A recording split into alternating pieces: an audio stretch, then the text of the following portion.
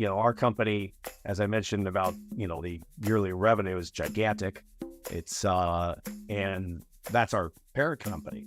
Well, what that does for us is that's like a giant bank vault, so to speak, behind us. So that when we're talking to an owner, we can tell them, if you needed a bond for this project, I can get that for you. And the project that we were going after not too long ago, it required a $1.5 billion bond.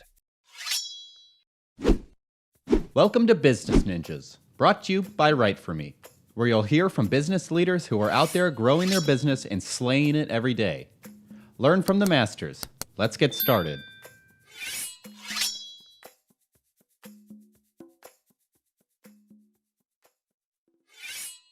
Hi, and welcome to another episode of Business Ninjas. I'm here today with Paul Christen, Vice President of Pre-Construction at KCS West. How you doing today, Paul? Doing very well. Thank you for having me.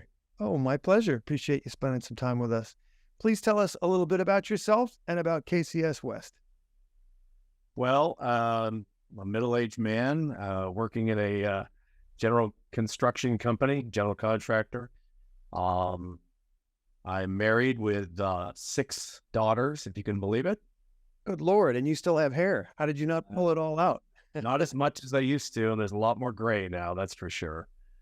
I've been working in construction really most of my life.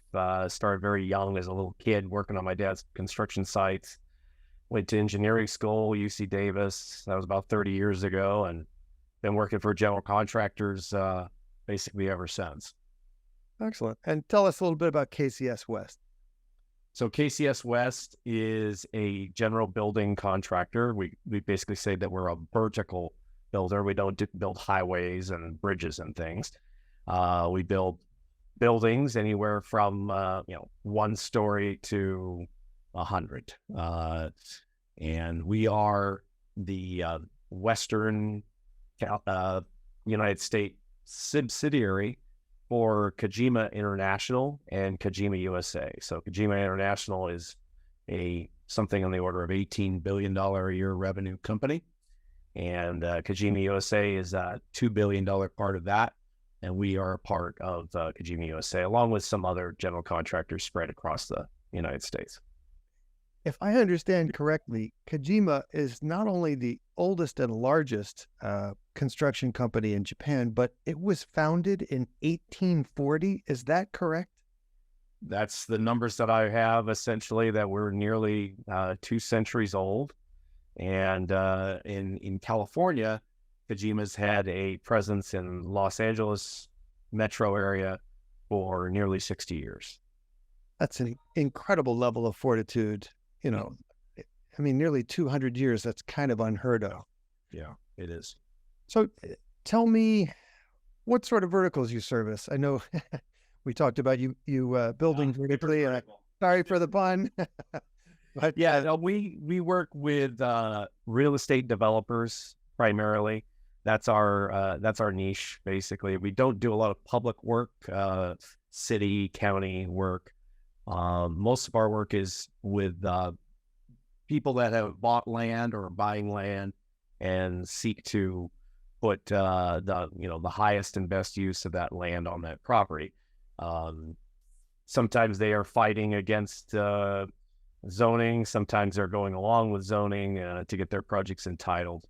Along that way, we work with construction financing companies that actually provide the money for the projects. We work with designers, architects, civil engineers, structural engineers, and all the plethora of other specialty engineers that work with those. And we also, of course, work with public entities such as the City of LA, City and County of LA, and the other cities around. We work with them on a daily basis on our projects. We also, while we're in the planning stages of projects, we are also working with them and working through issues to make projects a reality. I imagine here in California, the level of compliance you have to deal with is immense given the seismic activity in our state and things like that. Again, I would think Kajima is uniquely qualified, being stationed there in Japan, which is among the most seismically active places on Earth, to have that sort of expertise. Aside from that, what are some of the common problems you're solving for clients here in California? Well, usually the biggest problem is they get very excited for beautiful design, and the costs of the industry to actually build these projects often does not match.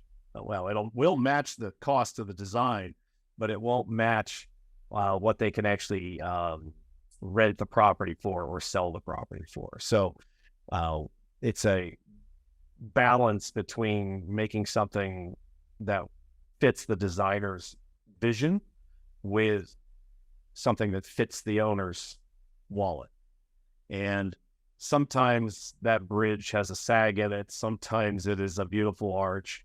But we try and work very early on these projects, even when they're the proverbial napkin, to advise the owner on what projects of their type are worth and will be worth in terms of the cost. That is, what they're worth, that's for them to figure out.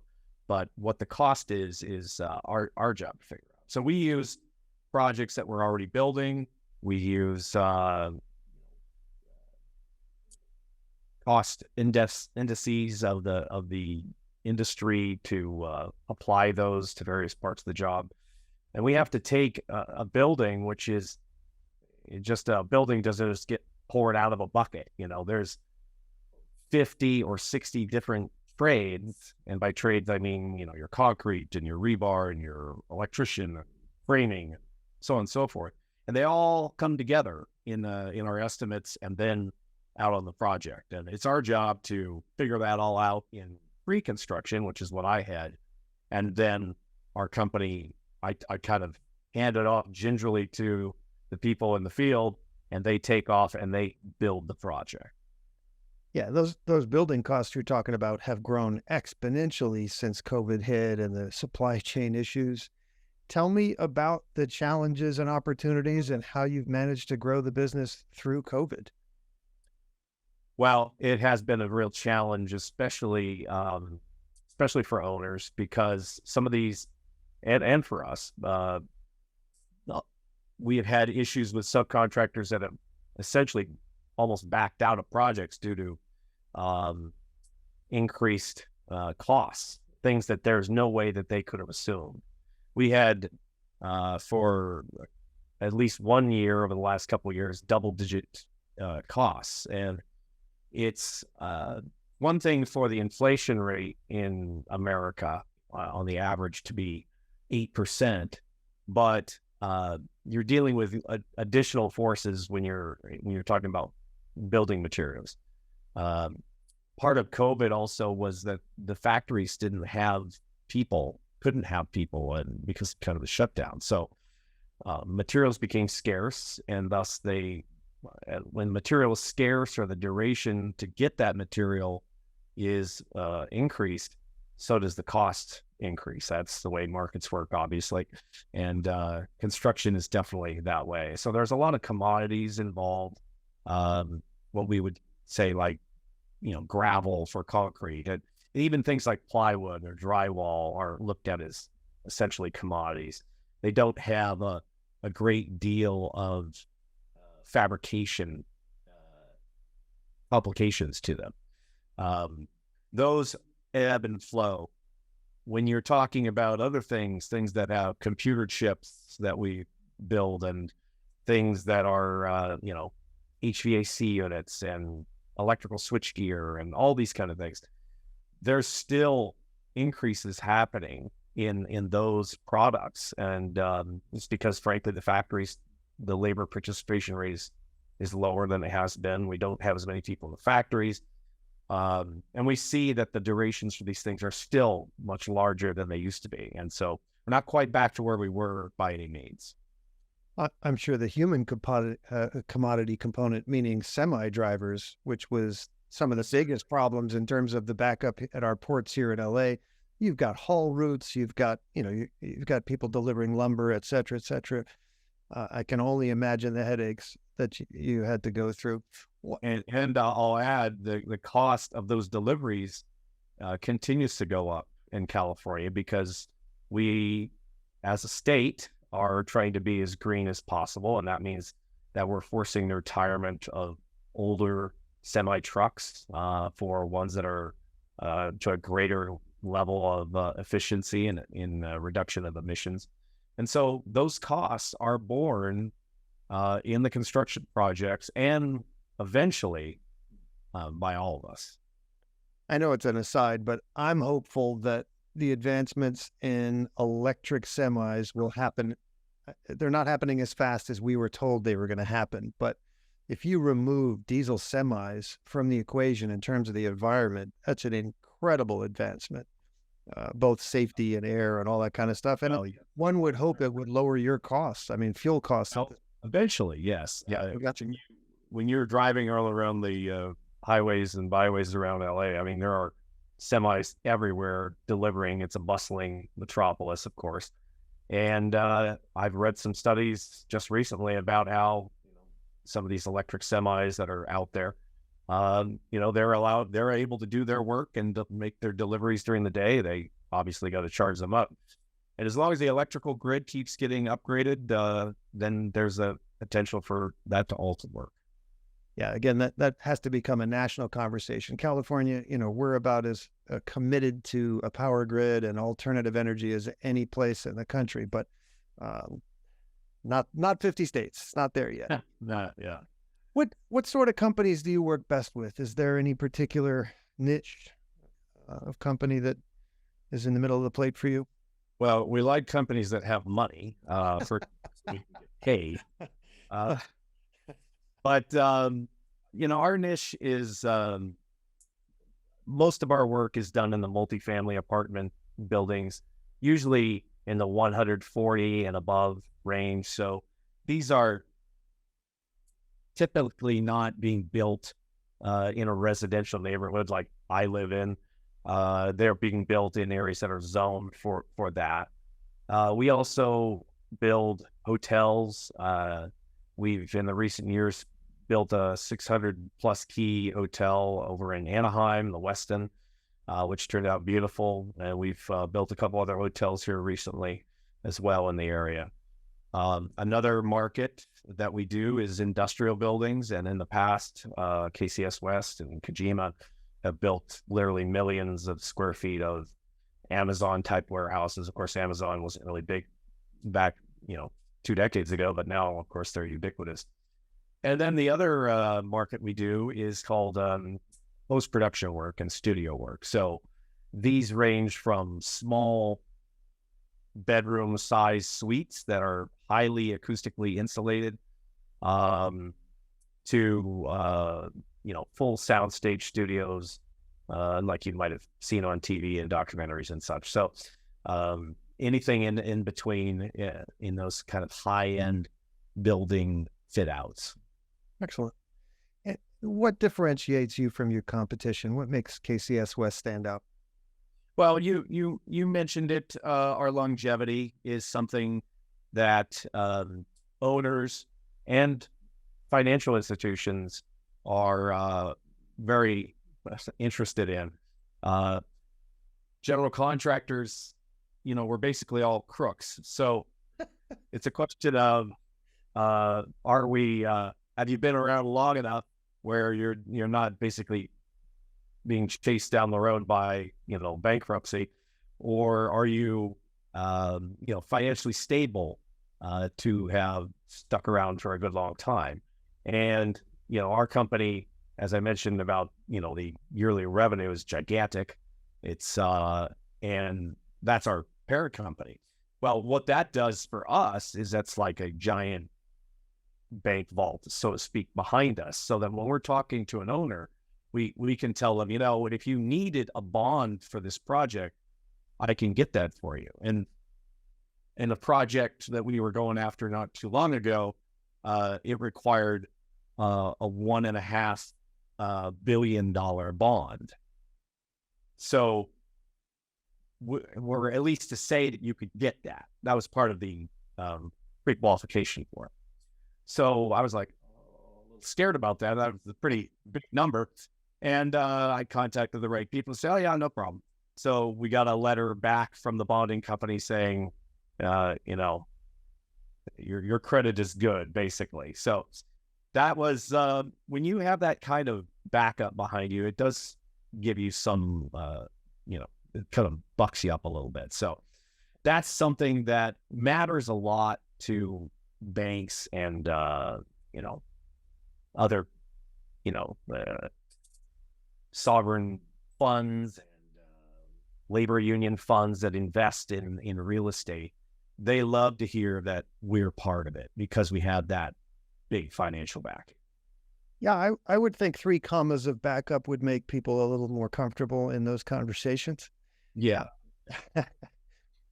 It's 2023 and we have to tell our story across channels now. What role has content played in the growth of KCS West? So yes, we are always trying to expose our brand to potential clients. And we're always fostering and curating that. We attend many shows where we are meeting with these potential clients. I myself have presented at various conferences where I can further elevate our friend, I guess, out there. We are always trying to create a perception and hopefully reality that we are at equity with other competitors for innovation and capabilities. And so we do that in various ways. We produce and have produced in the past short video. We post in various LinkedIn type sites to hopefully increase the knowledge of potential owner clients out there. And then, hopefully we can get a meeting with them, and getting that meeting is the next step for us. Excellent. All right. Look ahead a year. What are some things you'd like to be celebrating personally and professionally?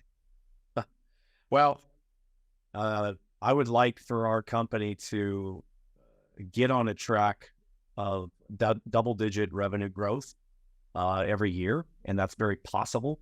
In fact, it could be if things land well, you can have. We always are trying to have several what we call anchor projects going on that are large projects. These are like 9-figure type projects, 100 million and above, and we have a number of feelers out on those. We produce budgets for owners in a number of places. And we can get 3 or 4 of those to hit all at once. And that would be a phenomenal problem to have. Yep. But hopefully we are on a growth trend. Our profits are growing.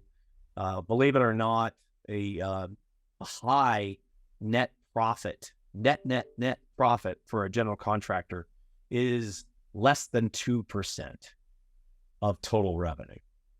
Well, but the numbers that we're talking about are massive. That's based on the revenue sure. of all these projects. So, and of course, $100 million project takes anywhere from 2 years to 2.5 years to build normally. So you take that 100 million and you spread it out, it comes to say 5 million a year, although it's not a straight line average, but you have to have a number of those to really be of size. And, when you're talking about $1 billion general contractors, there are quite a few out there, believe it or not. And we're always striving to take away as much market share from that as possible. I certainly see a number of cranes downtown in LA every time I drive by these days. So yeah, those high rises are all 9, 10 plus figure. Oh yes, projects, I assume. For sure. And personally, what would you like to be celebrating personally? Well, when you have 6 children, as most people do, it is you're always hoping for them to. you're always trying to set a high bar for them to grow to. You're trying to create as much potential energy in them, and then have them execute that towards goals. We're doing okay with our children. We've had some great achievement with we have three that are out now and in college, and one at the Naval Academy in Maryland, one in London, and one at UC Davis, my alma mater, and my wife's alma mater. And we still have three at home, and we still have to keep working to push them through and get them on their lives to where they're, living on their own and excelling. And so that's really why we're doing this, is just to create that greater opportunity for them. Excellent. Hey, please tell us what your URL is, where people can find KCS West, and what social media channels you're using these days. Well, our website is KCS, that's Kilo Charlie Sam West, as in the direction, .com. You can find us primarily on LinkedIn, and though we are working at increasing our presence on other channels. We are trying to post as much as we can about what we're doing, and that might be erection of a brand new tower crane at a job site, or a big concrete pour, or topping off of a building, or winning a project. Hopefully we win several in the near future. Excellent. Paul, Christen, thank you for spending some time with us on Business Ninjas. I appreciate you. All the best to you and yours, to all of yours, and to KCS West in the future. Thank you very much, Ed. My pleasure.